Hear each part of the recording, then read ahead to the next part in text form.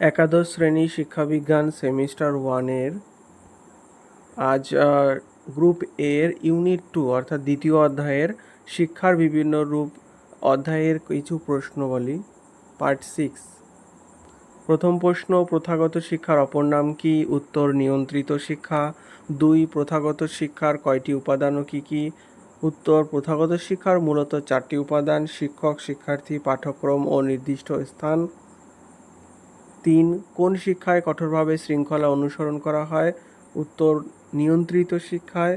4, এসএলসির পুরো কথা কি? উত্তর, স্কুল লেভেল সার্টিফিকেট।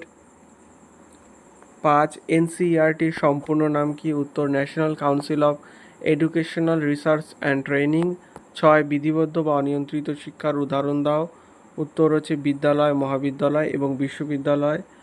7, কোন শিক্ষা ব্যবস্থায় ছাত্র শিক্ষক মুখোমুখি আলোচনার সুযোগ পায়? উত্তর, নিয়ন্ত্রিত শিক্ষায়। কোন শিক্ষায় নিয়মিত পরীক্ষার ব্যবস্থা হয়ে থাকে? উত্তর, নিয়ন্ত্রিত শিক্ষায়। 9, পাঠ্যক্রম কোন পরিপ্রেক্ষিতে নির্ধারণ করা হয়? উত্তর, ব্যক্তির চাহিদা ও সমাজের প্রয়োজনের উপর ভিত্তি করে। 10, আমাদের জীবনে অধিকাংশ শিক্ষার উৎস কি? উত্তর, নিয়ন্ত্রিত শিক্ষা। 11, প্রাচীন যুগের শিক্ষা বলতে কোন শিক্ষাকে বোঝায়? উত্তর, বৈদিক ব্রাহ্মণ শিক্ষা ও বৌদ্ধ শিক্ষা। 12, শিক্ষা একটি সচেতন ও সুপরিকল্পিত ড্যাশ প্রয়াস। উত্তর, মানবিক প্রয়াস। 13, বৌদ্ধ শিক্ষা হলো মূলত কোন যুগের শিক্ষা? উত্তর, প্রাচীন যুগের। 14, দুরাগত শিক্ষা কী প্রকারের শিক্ষা? উত্তর, প্রথা বহির্ভূত বা বিধিমুক্ত শিক্ষা। 15, ভারতের দূরশিক্ষা ও সর্বপ্রথম কোথায় চালু হয়?